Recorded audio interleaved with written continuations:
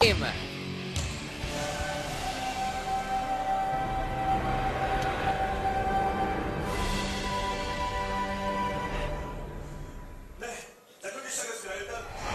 All right, ladies and gentlemen, for a spot in the semifinals, CLG versus MiG Blaze. Game number 1 is about to get underway, and immediately both teams kind of setting up in each other's well, the red jungle. What do you call that bush, actually? That's the bottom, or like the bottom jungle. The bottom bush and the top bush, I guess? Both teams are invading each other's reds, because Mundo's known for starting red. Udyr not so much, but CLG really wants to catch Mundo starting red, but Blaze sort of read that, and they're invading the other team's red, because they know CLG is coming towards their red. It's a really good, if both teams steal red, it's better for Blaze than CLG.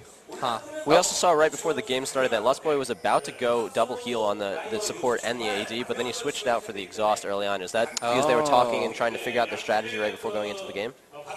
I think a double heal is pretty bad because heal has a debuff. Once you use it for 30 seconds, you won't get the full heal back from another heal, so it's better to have a different summoner spell such as exhaust.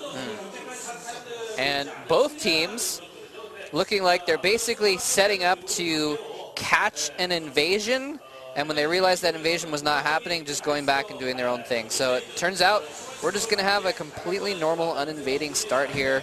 Helios is going to pick up the Wolves and get a little bit of help with the blue buff as well. Yeah, Chaucer was even especially worried about the invasion, so he did actually grab Clairvoyance. He was able to check his own jungle to make sure that they were blocking one area by themselves, and then they used CV on the other area to make sure they covered both paths into the jungle and are able to start it off exactly how they want to. Ooh, this is interesting. Mundo didn't use Smite on the blue, so he wants to save it for red for a counter jungle attempt or so. While St. Bishop did the same thing, he didn't use Smite either, so both junglers expecting some kind of an invade. They want to be very, very safe. It's interesting. We actually see that a lot more lately, although oftentimes it's because they want to invade and try and steal enemy red buff or something like that. But they're just doing it just to both protect their own reds. So Double F getting a good buckshot off on Urgot. At very early levels, Urgot and Soraka are both very weak champions, but Graves and Sona very strong early, and they're really pressing their advantage. This is kind of interesting. We generally see, lately we've been seeing more like utility-based support champions in bottom, but in this case we're kind of seeing something from a few months ago, Sona and Soraka being the main picks because they're both sort of sustain champs. Yeah, and for anyone that's just tuning in, this is still the Lulu patch. It's not the most recent patch. So a couple nerfs to Sona and Soraka, but they're still extremely strong, like you're saying, able to keep their AD champion in lane for as long as possible, able to farm up those very, very valuable minion kills. Yes, indeed. So looks like not too much aggression going on down here at the bottom. Both players just trying to farm up. Double Lift is pushing things in a little bit more. He's gotten a little bit more damage on Captain Jack, but of course, wants Soraka. Actually, I don't know if she has her heal yet. Usually Sorakas don't take heal at 1, do they? Oh, top lane very pushing. St. Vicious coming for a gank, and the CV goes off from CLG actually. Yep. They CV'd their own top when St. Vicious was ganking to fake the other team out, but Blaze didn't fall for it, and Leopard backed off, or Fantasy Star backed off. Oh no, but then he went back in once he thought the trouble was gone. Bearstan stuns him, but Riven so hard to catch, actually flashes to escape that. That's kind of interesting. I didn't think a flash was necessary there, but oh no, St. Vicious was trying to recall back and gets caught now with Mundo in the area. Helios and Fantasy Star are both there. I don't think they know Helios is there right now. Well, Ribbon pushed in when both the jungler and the top was there, so I think she sort of gave it away that I had backup too. Okay. I got Mundo right besides. Yeah. And Hasha read that, and St. Vicious read that also, and so he just backed off, didn't waste any time. Good play by St. Vicious. Yep, so we see a Summoner Spell going off for MiG Blaze, so a little bit of an advantage going to CLG on the top lane. On the bottom lane, we actually see that Chaucer's been putting a lot more wards than Lustboy has, but with both teams knowing exactly where the jungler is at the time, it's a little bit safe, and yeah, now we see the ward going down in that river bush like you were talking about. So they know that when Udyr is actually going to be able to get to the bottom lane, that ward will be up to be able to see it. Although Chaucer put in a lot of wards, again coming mid, and it felt Chaucer's been putting in a lot of wards at bottom, but he also took Clairvoyance, so he doesn't need to ward as much, especially with a Clairvoyance and Mundo ganking top more. So I feel like the ward's been wasted at bottom. He didn't need to put in that much ward this early. And Urgot and Soraka getting pushed in by Graves and Sona, which is pretty standard. Once Urgot gets his Brutalizer and Glacial Shroud, he should start winning the lane. But early on, Graves beats Urgot, and Double F pushing into advantage like he should. A little bit of a dodge there. Double F didn't have to do a quick draw dash or anything like that. Just walking out of the way of Captain Jack's noxious charge. Yeah, we do see Udyr grabbing a Heart of Gold very quickly. That gold for 5 items is going to allow him to get up a lot more money very quickly. And because he is such a quick jungler, he doesn't need any other items to go through it any faster. Going to make him a little bit weak for some of the ganking later on, but it's also going to make him a lot more durable. So he's going to be able to get in the face of whoever he's going to be fighting in case he sees Dr. Mundo in the jungle. As the game goes on, Mundo is going to be a stronger jungle than Udyr because Mundo does more things late game. So St. Vicious needs to really push in his mid-game advantage, maybe get an early Oracle, maybe force Dragon, or force a 3v3 fight at bottom. If the game goes on without nothing too hectic happening, I think Blades will have a really good advantage mid-late game due to their comping stronger, and also St. Vicious So St. Vicious is playing Udyr, you're going to be a lot more useless than Mundo mid to late game. And you were talking about Sona wasting a couple wards to that as Chowster. He didn't have enough money to buy a Philosopher's Stone when he went back, but he did actually buy Boots of Speed instead. Meanwhile, Lustboy did get that Philosopher's Stone, so she's going to be getting a lot more money going through into the mid-game like you're talking about with Udyr. I like the Boots of Speed because, I mean, sometimes when the Urgot can't quite get a piece of the AD carry, they'll say, all right, well, I'll take the support as an appetizer, and you can see the support player getting picked off by the bottom lane instead. So a little bit extra movement speed is going to be good for getting out of the way if she gets attacked. Now that Urgot and Soraka have some levels, Graves and Sona can't really push in their advantage. Their last kill timing is going to be when Sona hits 6 with her ult Crescendo, and Graves hits 6 with his ult, and they try to burst one person. That's the only time they'll ever get a kill at bottom. That's the last timing they have left. We'll see if they take advantage of it when they both hit 6. Fantasy Star seems to be doing okay up here at top. I believe he came to lane with a few potions, of which he's used at least one. Yeah, it looks like he's only used one potion up there, but he's doing pretty well against Olaf so far. Yep, he was able to grab the 2 Doran's Blades because he's been able to do some decent trades. He's going to be doing a lot more damage against Olaf if Olaf comes in, and then he is going to be getting a little bit more health. Again, this is the Lulu patch, so it still gives you 100 health per Doran's Blade. Fantasy Star coming in for a gank mid, but he got spotted by Ward, and he doesn't know, so he's just wasting his time. And he backs off. Too bad for him. He's going to go back up to the top. Big Fat GG, of course, sees him exit the area, so knows he doesn't have to be too cautious. Well, knows he doesn't have to be any more cautious. This is normal. You always kind of have to be cautious when there's Rise just across the lane from you. If you look at the CS right now, Olaf is at 55 with Riven at 51. There's only 4 CS difference, but Olaf has a really strong laning phase, even stronger than Riven's, and Pasha didn't press the advantage. He's playing very safe. And also for mid, Lulu has a strong early game as her Q outranges Ryze's Q, and Lulu can poke without Ryze being able to do anything, but their CS also very similar, 57 at 60. So CLG not really pressing their advantage. They're playing really safe, but they don't have a stronger late game comp, so if the game just flows on, Blade's just going to have an edge. CLG really needs to make a play, make it maybe a Dragon play or the 3v3 gank bottom. But Urgot and Soraka knows CLG is coming bot, so they called for Mundo. It's going to be a 3v3 fight. Yeah. And Urgot and Soraka are going to be in a better position for this fight. Oh, there's the flash crescendo going down on Lustboy. The bear stance as well. Is Lustboy going to get away? It's so hard to kill Soraka. Now they're turning on Chowster. Chowster is going to go down to Mundo. They're turning on St. Vicious now as well. Will they be able to get the lock on? The flash goes down. I think those two are going to escape. And both the mids coming down as well, chasing each other through the jungle at this point as well. And it looks like all of CLG is going to... No, Fantasy Star is even here too, while Olaf is still back up top. And MiG Blaze is going to take this opportunity while part of the team is dead and part of the team is scared off to get a free dragon. exactly what I said. CLG wanted to force a 3v3 fight bottom, and Mundo saw the gank coming, so he came in and he was ready to respond to the gank, and Blaze came out on top.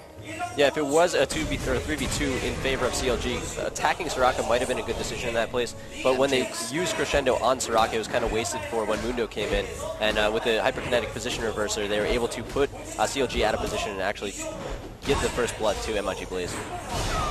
By the way, we did see an example of exactly what Loco Doku was telling us before the game about how Graves can just dodge things. He dodged the noxious gas, he dodged the Acid Hunter as well, so taking as little damage as possible from that. And the battle resumes here in the bottom. Of course, we do have Urgot still only with, he hasn't got back to buy yet, but he's going to have some money in the bank with that assist and all the creeps he's been killing. Hotshot went Doran Shield versus Riven, which means he's having a very hard time in lane.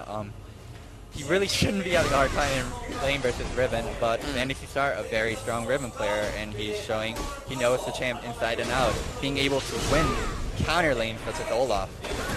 Yeah, we saw the last time that Hotshot went back, he was actually at half health and almost no mana. Meanwhile, Finistar was up over 80% health, so he is being pressured a lot. He did have to grab that Doran Shield and also the Ninja Tabby to be able to get the extra movement speed to get away from Riven. And hopefully get away from Mundo. Nice dodge dodges, there. It is going to be infected enough. briefcase, which would have slowed him down.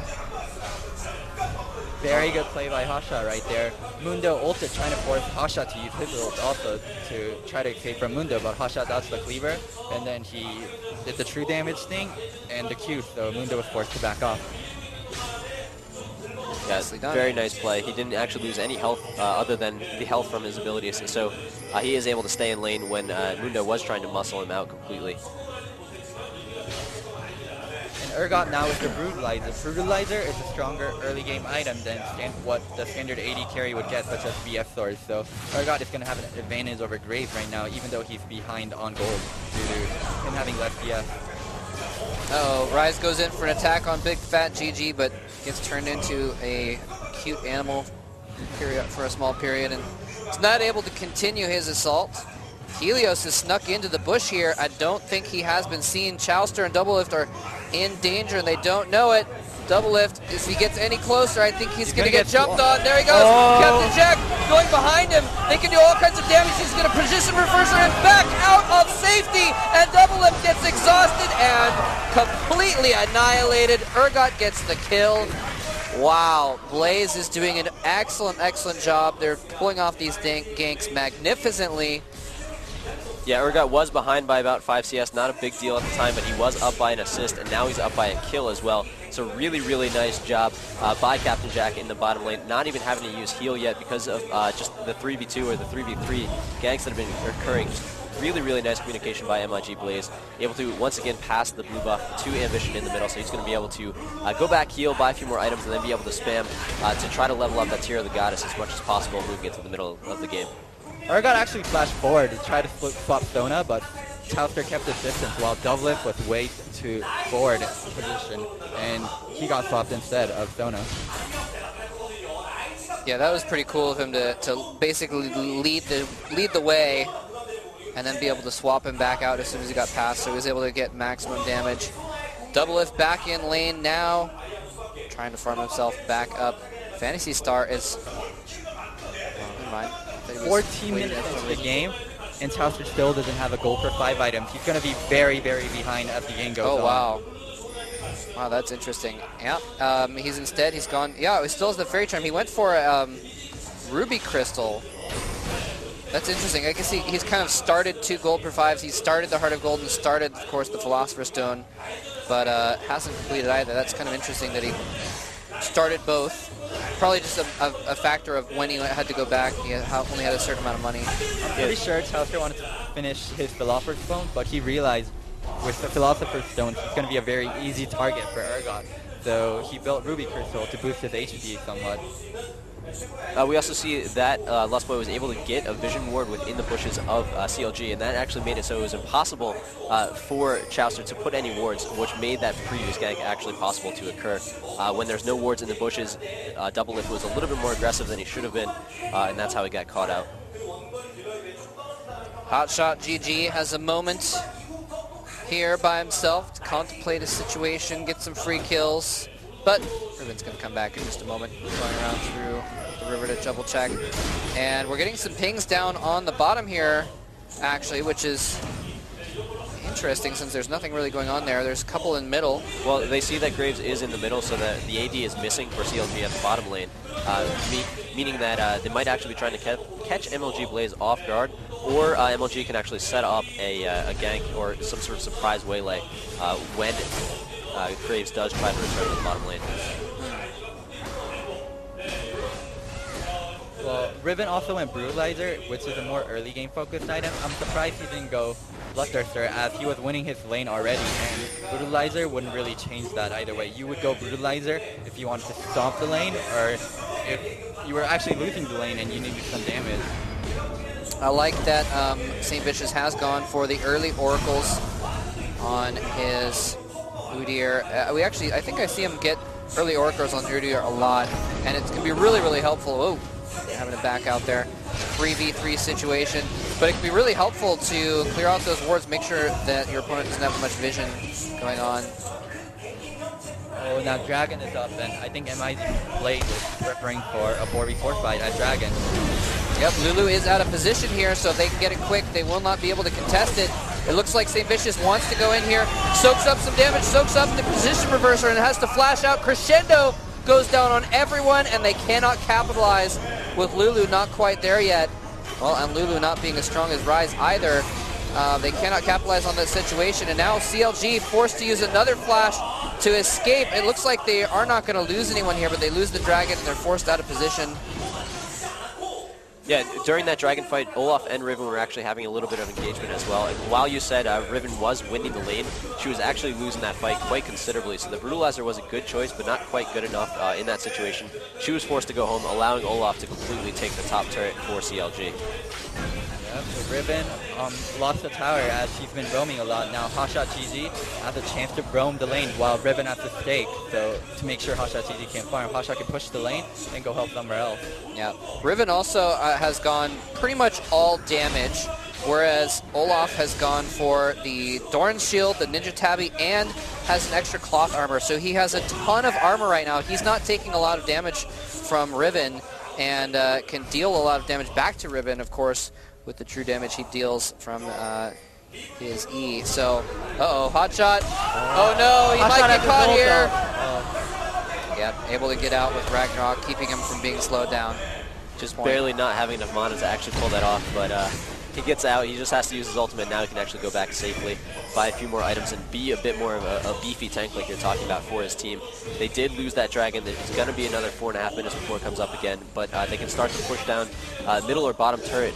Now that they took out the top turret, he has a little bit more flexibility to roam like you were talking about, Loco. Mundo just bought an Oracle and consumed it, so MIG Blaze is getting ready to invade and make some plays.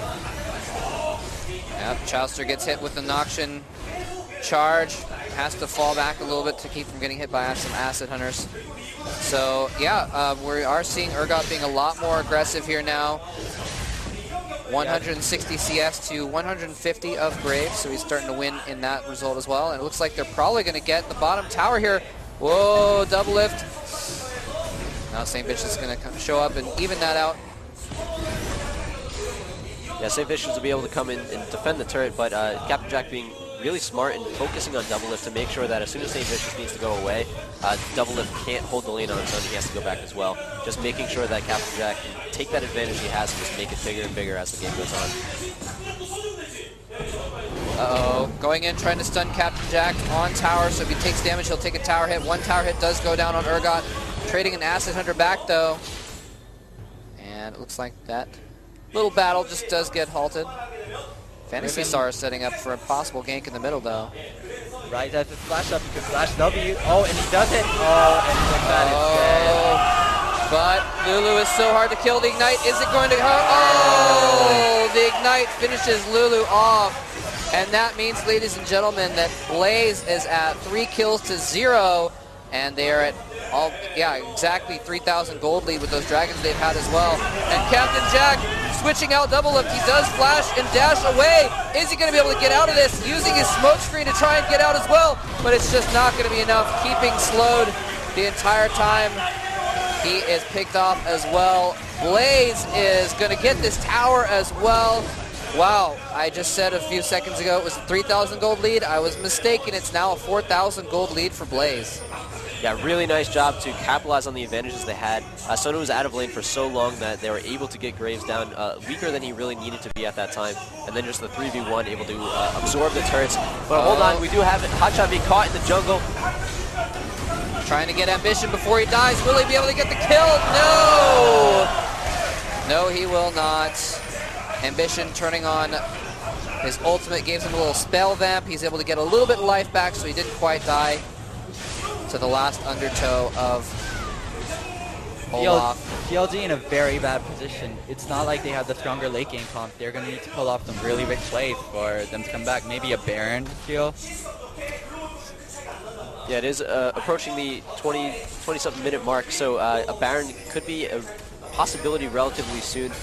We do have a Wriggles Lantern on Olaf, so he's going to be able to take it down a little bit faster if they do get in a position where they have a little bit of extra time to fight Baron, or just coming in when MiG Blaze is getting a little overconfident, trying to go for it a little too soon. Looks like CLG wants to push bottom back a little bit. They see a couple up top, and they know they can't quite all get up top in time to do any significant defense there. So instead, they're going to push the bottom. Mundo is at bottom as well. Here we have actually the bot team of Captain Jack and Lustboy.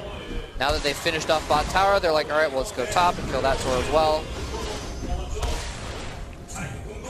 You know, with both the AD and the support up at top, it's going to give CLG an opening to put on a little bit of pressure at this bottom turret. With both Phantasy Star and Helios are doing a really, really good job of keeping them away from doing any serious damage.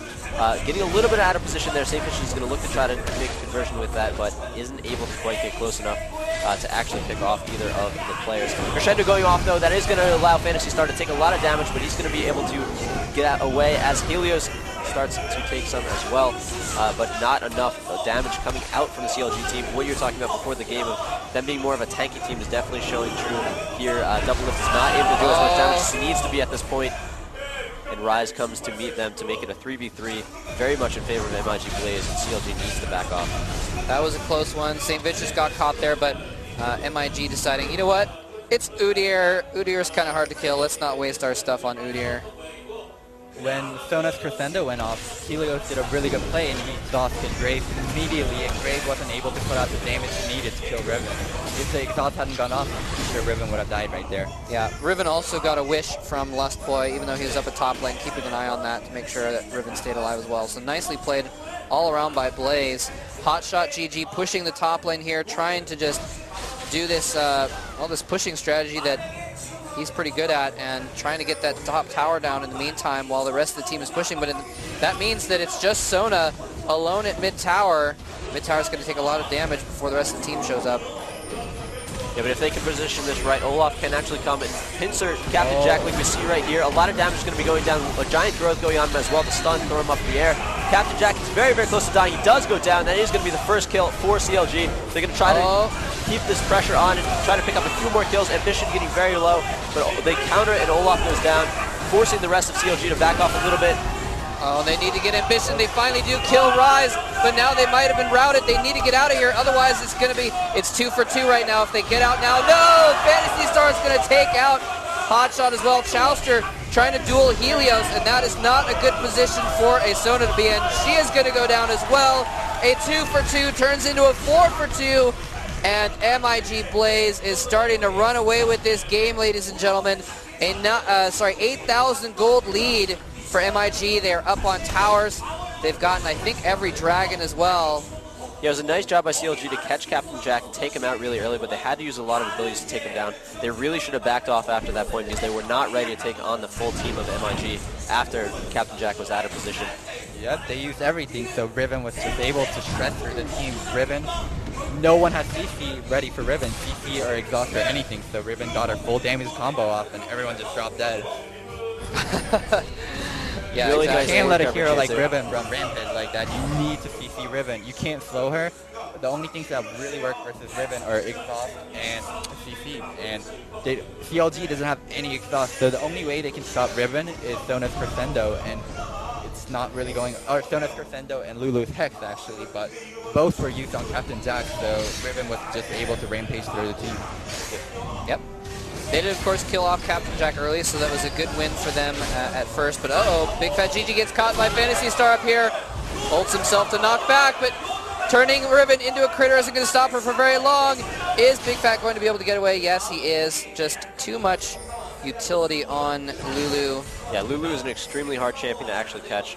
All of her abilities are actually able to help speed you up or slow down your opponent, making it really, really nice for you to get away. Nice job for her. And Fanny Star has the cooldown boost and Ghost Blade, so he's up to around 30% CDR right now. CDR, a very, very good stat for Riven as she scales. As her cooldowns are very short, and CDR helps even more so with that.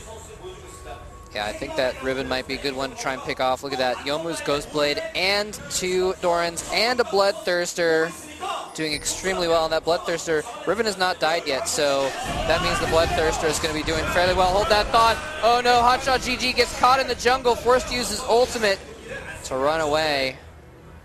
Does not get caught and die though this time. We did see him get caught and die in one of their games before, and Olaf in a game before last week that didn't go well for EM Fire actually. Yeah, so now MiG Blaze is in a really nice position to put on a lot of hurt on this turret. Captain Jack and Helios are just going to try to put on a little bit of poke damage as CLG tries to get in position to defend. But that's going to keep a lot of the minions away as well. So MiG Blaze doing a nice job to siege this turret.